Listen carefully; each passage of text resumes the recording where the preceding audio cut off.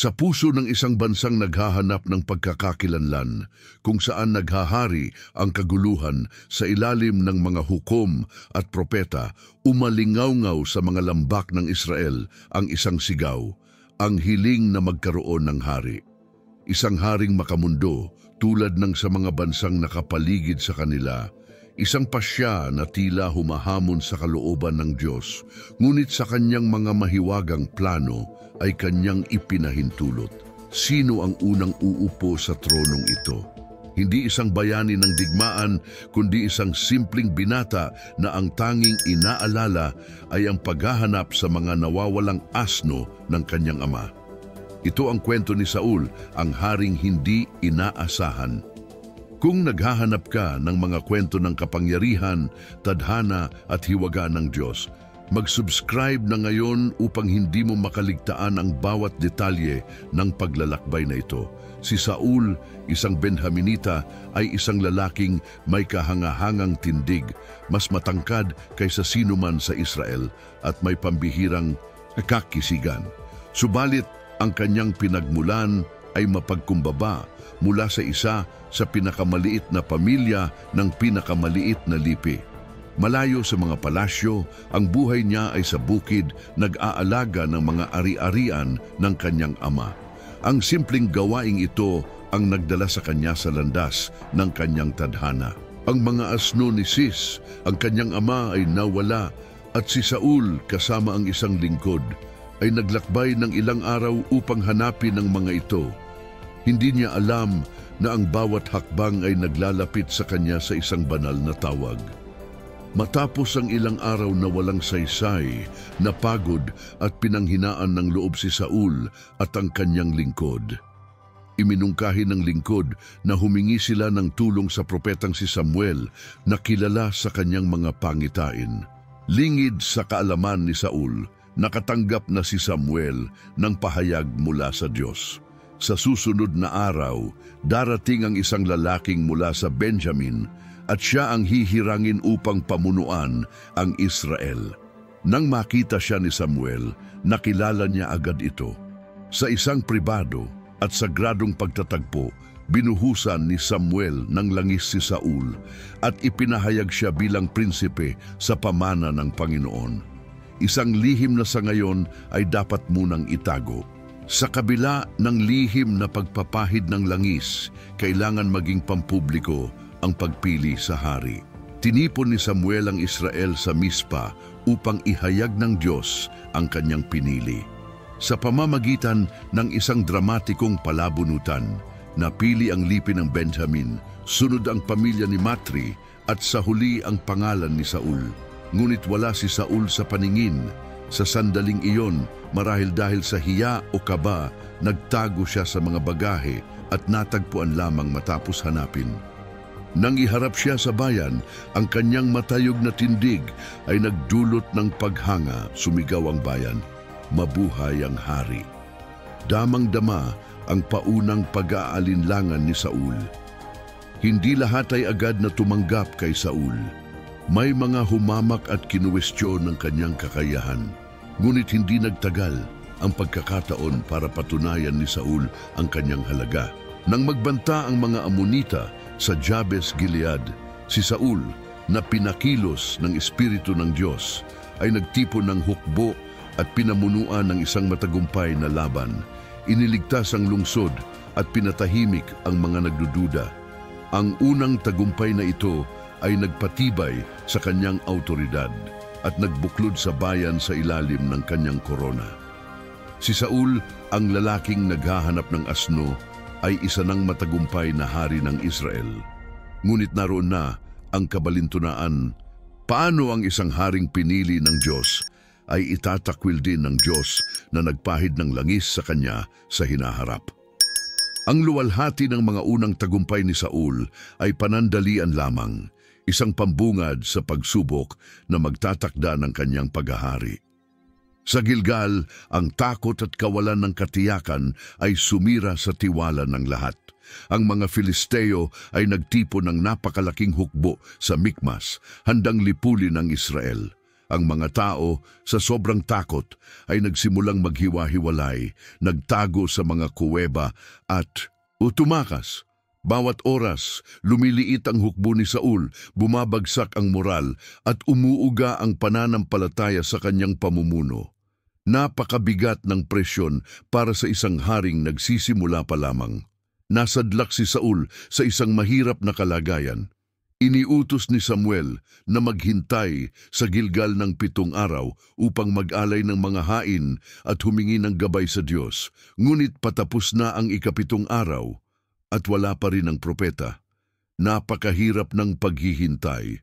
Habang nauubos ang kanyang hukbo at nararamdaman ang banta ng mga Filisteo, nagtalo ang isip ni Saul kung ano ang gagawin.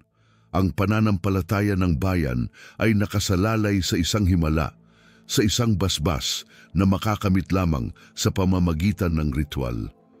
Ang pagkawala ni Samuel ay umubos sa pag-asa ng kanyang mga tauhan. Dahil sa desperasyon at maling akala, gumawa si Saul ng isang desisyong nagtakda ng kanyang kapalaran. Nakita niyang nagkakawatak-watak ang mga tao, kaya inisip niyang kailangan agad ang basbas ng Diyos. Inako niya ang tungkuling hindi para sa kanya, isang tungkuling saserdote na para lamang kay Samuel, at iniutos ang handog na sinusunog. Siya mismo, ang hari, ang nag-alay sa dambana. Sa sandaling iyon, tinawid niya ang linya sa pagitan ng kapangyarihang hari at espiritual, isang pagsuway na nagpakita ng malalim na kakulangan sa kanyang pagkaunawa sa soberanya ng Diyos. Kakatapos pa lamang ng sakripisyo at ang usok ay nasa hangin pa nang dumating si Samuel eksakto sa 7 araw. Matindi ang tensyon. Hinarap ng propeta si Saul ng may matalim na tingin. Ano ang iyong ginawa? Ang tinig ni Samuel ay puno ng pagkabigo at autoridad. Si Saul na nahuling nagkasala ay sinubukang magpalusot. Sinabi niyang nagkakawatak-watak na ang bayan, na natagalan si Samuel at handa na ang mga Filisteo sa digmaan. Pakiramdam niya ay napilitan siyang kumilos upang payapain ang galit ng Diyos at palakasin ang loob ng kanyang mga tauhan, isang masamang kailangan, ayon sa kanya, para sa kaligtasan ng Israel. Ang sagot ni Samuel ay isang matinding dagok na aalingaw-ngaw sa kasaysayan ng Israel. Ikaw ay gumawa ng kahangalan, wika ng propeta. Hindi mo tinupad ang utos na ibinigay sa iyo ng Panginoon mong Diyos. Ang pagsunod, hindi ang sakripisyo, ang tunay na pinahahalagahan ng Diyos.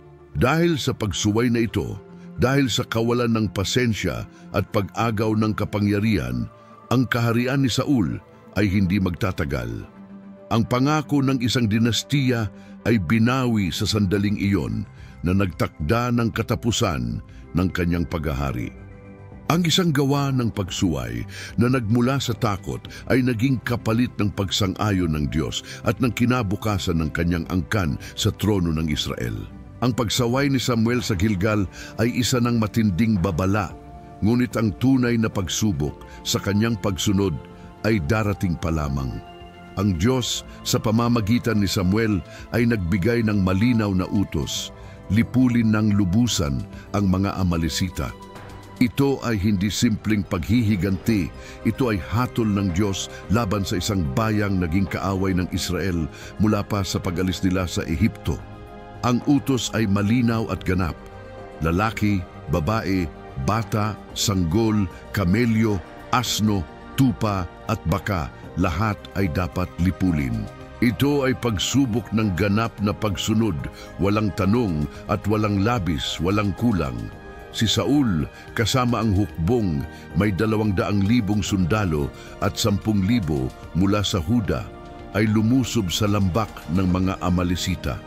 Ang tagumpay ay napakalaki, ngunit ang pagsunod ni Saul ay muling naging kulang.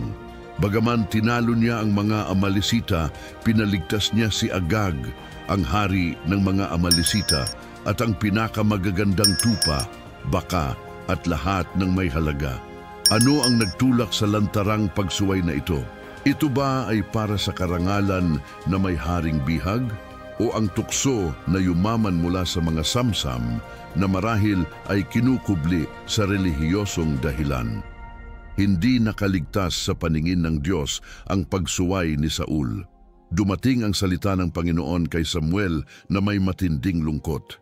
Pinagsisisihan ko na ginawa kong hari si Saul sapagkat tumalikod siya sa pagsunod sa akin at hindi tinupad ang aking mga utos. Buong gabing dumaing si Samuel sa Panginoon. Nang kinaumagahan ay hinarap niya si Saul. Tinanong niya kung natupad ba ang utos.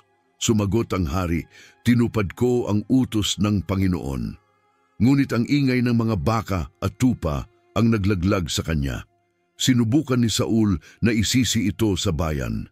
Iniligtas ng bayan ang pinakamagagandang tupa at baka upang ialay sa Panginoon mong Diyos sa Gilgal. Kung ikaw ay namamangha sa kwentong ito ng kapangyarihan at pagsuway, i-like ang video na ito at mag-comment sa ibaba. Kung ikaw si Saul, ano ang gagawin mo? Ang sagot ni Samuel ay isa sa mga pinakamahalagang aral sa Biblia na umaalingaw-ngaw sa mga siglo. Mas nalulugod ba ang Panginoon sa mga handog na sinusunog at mga hain kaysa sa pagsunod sa tinig ng Panginoon? Narito, ang pagsunod ay higit na mabuti kaysa sa hain at ang pakikinig kaysa sa taba ng mga tupang lalaki. Ibinunyag ng propeta ang pagkukunwari ni Saul. Hindi humahanga ang Diyos sa mga panlabas na ritual kung ang puso ay naghihimagsik. Ang tapat, buo at walang pasubaling pagsunod ang tunay na nakalulugod sa lumikha. Ang pagtatangka ni Saul na pagtakpan ang kanyang kasalanan gamit ang relihiyon ay isang insulto sa kabanalan ng Diyos. Nagpatuloy si Samuel at ibinaba ang huling hatol. Sapagkat ang paghihimagsik ay gaya ng kasalanan ng pangkukulam at ang katigasan ng ulo ay gaya ng pagsamba sa Diyos-Diyosan. Dahil itinakwil mo ang salita ng Panginoon, itinakwil ka rin niya bilang hari. Sa sandaling iyon, bumagsak ang bigat ng katotohanan kay Saul. Ang kanyang pag-amin, nagkasala ako, sapagkat sinuway ko ang utos ng Panginoon ay huli na. Ang kaharian ay inagaw na sa kanyang mga kamay na sinisimbolo ng pagkapunit ng balabal ni Samuel. Malalim ang lungkot ng Diyos. Hindi lang galit, kundi ang sakit ng isang ama na nakikitang nabigo ang kanyang pinili sa pinakamahalagang pagsubok. Ang kapalaran ni Saul ay selyado na, at ang paghahanap sa isang pusong mas masunurin ay magsisimula na. Si Samuel, ang propetang nagpahid ng langis kay Saul na may dalang pag-asa para sa bansa, ay pasan ngayon ang bigat ng isang malalim na pagkabigo. Ang hatol ay walang pag-aalinlangan, isang banal na pagtakwil na nagtapos sa kapalaran ng unang monarka ng Israel. Umiyak si Samuel para kay Saul buong gabi, isang pagdadalamhati na sumasalamin sa lungkot ng Diyos at sakit ng isang guro na nakikitang nabigo ang kanyang tinuturuan. Wala nang bawian. Ang desisyon ay ginawa na at ang kaharian ay kukunin sa kanya dahil sa kanyang patuloy na pagsuway. Inutusan ng Diyos si Samuel na punuin ang kanyang sungay ng langis at pumunta sa Bethlehem, sa bahay ni Jesse, sapagkat pumili siya ng hari mula sa mga anak nito. Ang propeta, na takot sa magiging reaksyon ni Saul, ay lihim na umalis. Pagdating sa Bethlehem, ipinakita ni Jesse ang kanyang 7 nakatatandang anak. Ngunit sa bawat isa, bumubulong ang Diyos. Huwag mong tingnan ang kanyang hitsura o ang tangkad ng kanyang tindig, sapagkat hindi tumitingin ang Panginoon gaya ng pagtingin ng tao. Naghahanap ang Diyos ng puso. Sa huli, tinanong ni Samuel kung mayroon pang ibang anak, at binanggit ni Jesse ang bunso, ang pastol, si David. Si David, isang binatilyong mapula ang pisngi, may magandang mga mata at maaliwalas na anyo, ay tinawag mula sa bukid. Nang makita siya, malinaw na nagsalita ang Diyos sa puso ni Samuel, "Tumindig ka at pahiran mo siya ng langis sapagkat siya ang pinili. Doon sa gitna ng kanyang pamilya, ang mapagkumbabang pastol ay pinahiran ng langis ni Samuel, isang gawaing bagaman lihim ay nagmarka ng simula ng bagong panahon. Ang Espiritu ng Panginoon ay bumaba ng makapangyarihan kay David mula sa araw na iyon. Samantala, ang kaharian ni Saul ay nanatiling buo, ngunit ang kanyang kaluluwa ay nasa kaguluhan. Ang pagpapalit ng kapangyarihan ay itinakda na sa langit, at ang langis ng pagkahari ay dumadaloy na sa isang hinaharap na hari na hindi pa kilala ng kasalukuyang monarka. Habang lumalayo ang Espiritu ng Panginoon kay Saul, isang masamang espiritu ang nagsimulang magpahirap sa kanya. Ang hari na dating matapang ay nalubog sa kalungkutan, paranoia at galit. Ang kanyang mga lingkod sa kawalan ng pag-asa ay nagmungkahi na humanap ng isang mahusay tumugtog ng alpa upang payapain ang kanyang espiritu. Ang balintuna ng tadhana ay nagpakita ng malupit na anyo. Sino ang kanilang natagpuan? Walang iba kundi si David, ang batang pastol ng Bethlehem na katatapos lang pahiran ng langis upang pumalit sa kanya. Si David, gamit ang kanyang alpa at malambing na tinig, ay tinawag upang tumugtog para sa hari nang hindi nalalaman ng dalawa ang bigat ng pagtatagpong iyon. Ang magiging hari ng Israel ay naglilingkod sa haring natanggalan na ng karapatan, isang tahimik na pahiwatig ng hindi mapipigilang pagbabago. Kaya't nagtatapos ang yugtong ito sa trahedya ni Saul, isang hari na sa kabila ng magandang simula, ay nawalan ng kaharian hindi dahil sa kawalan ng tapang, kundi dahil sa kakulangan sa pagsunod. Ang kanyang kwento ay isang paalala na para sa Diyos, ang katapatan ng puso at pagsunod sa kanyang kalooban ay higit pa sa anumang sakripisyo. Si David, ang pastol, ay nasa loob na ng palasyo. Ang kanyang hinaharap ay nakatali sa haring kanyang papalitan. Nakahanda na ang entablado para sa mga susunod na kabanata. Ang paghaharap kay Goliath, ang mabilis na pag-angat ni David, at ang tuluyang pagbagsak ni Saul. Ang paglalakbay ng Israel upang maging isang makapangyarihang bansa sa ilalim ng isang haring malapit sa puso ng Diyos ay nagsisimula pa lamang.